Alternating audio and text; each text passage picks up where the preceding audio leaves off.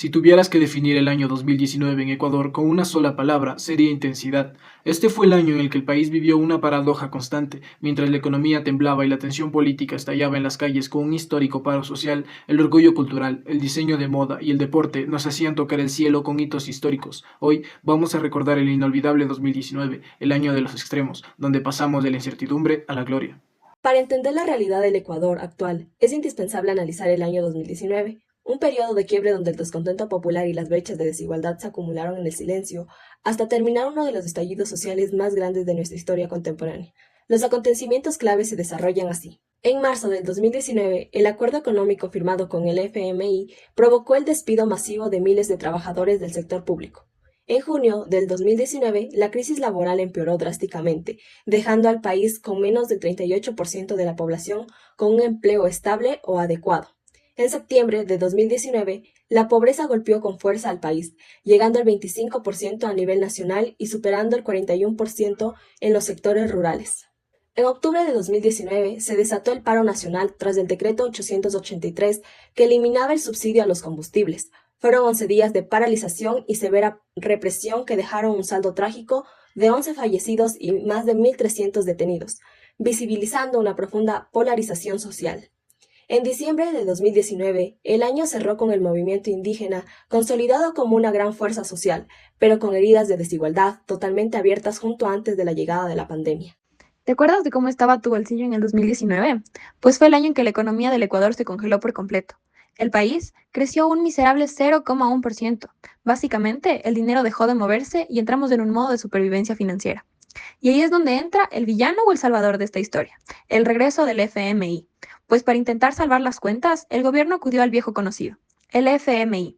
El gobierno de Lenin Moreno firmó en marzo del 2019 un acuerdo con el Fondo Monetario Internacional por 4.200 millones de dólares. Y esto implicaba fuertes medidas de austeridad. ¿Cuál fue el resultado? Recortes masivos en el gasto público. El país tuvo que apretarse el cinturón, menos contratos estatales y un bajón en el empleo adecuado. El decreto 883 y los 11 días de paralización. En octubre, cumpliendo con las exigencias de austeridad, el gobierno eliminó mediante decreto el subsidio a las gasolinas extra y al diésel. Esto desató el histórico paro nacional de octubre del 2019, que dejó pérdidas por más de 800 millones de dólares y obligó al gobierno a dar marcha atrás.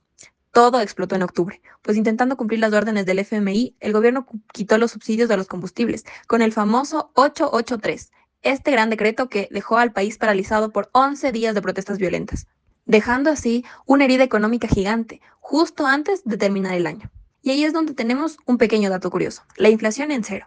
A pesar del caos, Ecuador experimentó una inflación sumamente baja, promedio del 0,27%, pues las cosas no subían de precio, pero no por estabilidad real, sino porque la gente no tenía dinero para comprar y los comercios debían bajar los precios para liquidar stock. Y ahí llegaron los salvavidas de esto, el camarón y el banano.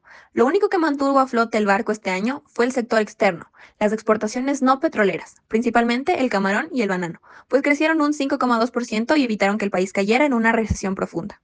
Si el país no se hundió por completo, en 2019 fue gracias a estos dos productos. Mientras todo lo demás caía, las exportaciones sacaron la cara por el país y evitaron que la crisis fuera muchísimo peor. El año 2019 transformó por completo la política en Ecuador. Fue un periodo de cambios económicos radicales, elecciones sorpresivas y un estallido social que paralizó el país. Esta es la cronología de acontecimientos de este año. Enero y febrero. El presidente Lenín Moreno rompió definitivamente con el gobierno anterior y firmó un acuerdo con el Fondo Monetario Internacional por más de 4.200 millones de dólares, comprometiéndose a fuertes recortes económicos. Marzo, se dieron las elecciones seccionales. El mapa político se fragmentó. Jorge Yunda ganó la alcaldía de Quito y Cintia Viteri la de Guayaquil. Además, el correísmo demostró que seguía vigente, ganando la prefectura de Pichincha con Paola Pavón. Abril a junio, el gobierno retiró el asilo diplomático a Julian Assange, quien fue arrestado en la Embajada de Londres. Mientras tanto, en el país avanzaban los juicios por corrupción contra exfuncionarios. Julio a septiembre. Creció el descontento popular por el desempleo y las medidas de austeridad. Los sindicatos y organizaciones sociales empezaron a organizar las primeras marchas de protesta. Octubre. Fue el mes más crítico. El gobierno eliminó los subsidios a los combustibles mediante el decreto 883. Esto desató 11 días de paro nacional y violentas protestas lideradas por el movimiento indígena. El país se paralizó, se decretó el toque de queda militar y el gobierno se trasladó temporalmente a Guayaquil. La crisis frenó cuando Moreno derogó el decreto tras un diálogo televisado con la CONAIE. Noviembre y diciembre. El año cerró con procesos judiciales y prisión preventiva para varios líderes de oposición acusados de rebelión y con la aprobación de una nueva ley tributaria en la Asamblea.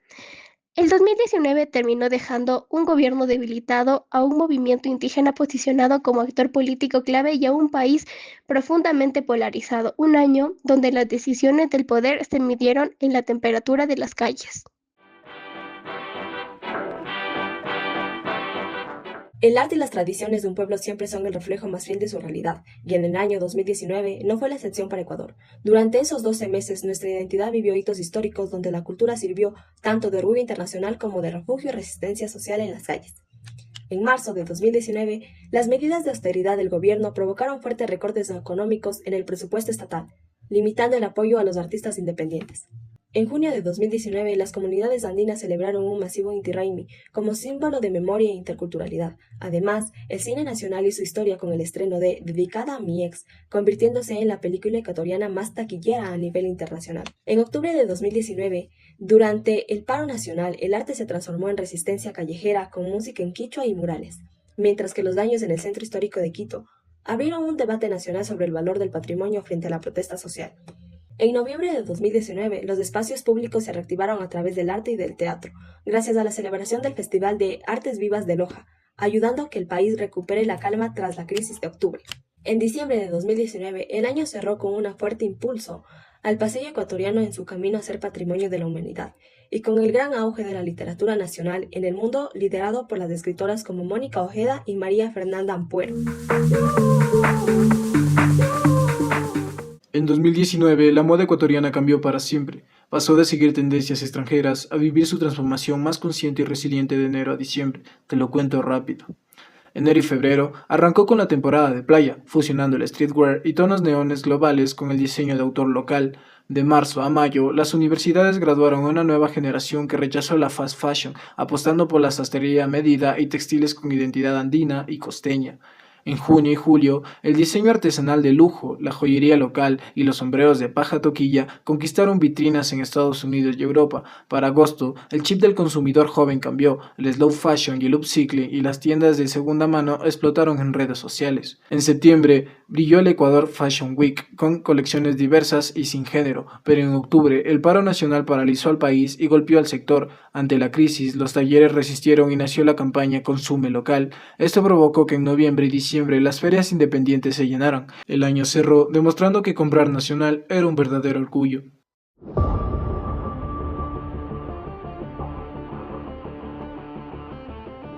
El deporte ecuatoriano vivió un 2019 lleno de emociones, esfuerzo y momentos que quedaron grabados en la historia, desde victorias internacionales hasta actuaciones memorables de nuestros atletas. Ecuador demostró que el talento y la perseverancia pueden llevarnos muy lejos. Y aquí recordaremos los sucesos deportivos más importantes que marcaron este gran año. El 2019 no fue un año cualquiera, fue el año en el que el país brilló en ciclismo, fútbol y atletismo a nivel mundial, y al mismo tiempo fue un año donde vivimos hazañas que nunca antes habían pasado en nuestra historia. Primero tenemos el inicio de la hazaña futbolera, pues el 10 de febrero del 2019, la selección del Ecuador sub-20 llamada la Minitri goleó 3-0 a Venezuela en el hexagonal final en Chile y se consagró campeona del sudamericano sub-20 por primera vez en su historia. Pero eso no es todo, pues el punto más alto llegó en junio, cuando Richard Carapaz paralizó a todo el país al ganar el Giro de Italia, el hito deportivo más grande del año y uno de los más grandes de la historia del país. Pues el 2 de junio del 2019, la locomotora del Carchi se coronó campeón de una de las 3 grandes vueltas del ciclismo mundial, y ver la maglia rosa en lo más alto del podio europeo nos hizo llorar a todos y demostró que los escarabajos ecuatorianos estaban listos para dominar el ciclismo mundial. El debut perfecto de Glenda Morejón se dio 6 días después, pues el 8 de junio del 2019, la marchista imbabureña Glenda Morejón debutó en la distancia de los 20 kilómetros marcha en el Gran Premio Cantones de La Coruña, en España. Y no solo ganó la medalla de oro frente a campeonas mundiales, sino que rompió el récord mundial sub-20, y con esta marca clasificó directo a los Juegos Olímpicos de Tokio. Después, el Independiente del Valle, con el nacimiento del Matagigantes de América. Pues a nivel de clubes, el Independiente del Valle se consagró como el nuevo grande de América. En una final épica bajo la lluvia en Paraguay, jugaron un partido donde se bailaron al ritmo de las palmeras y levantaron la Copa Sudamericana 2019, tras vencer a Colón de Santa Fe en una final única e inolvidable bajo la lluvia de Asunción.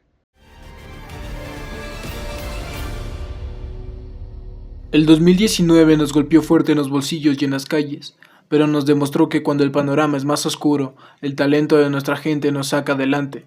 ¿Y tú? ¿Qué es lo que más recuerdas de ese año?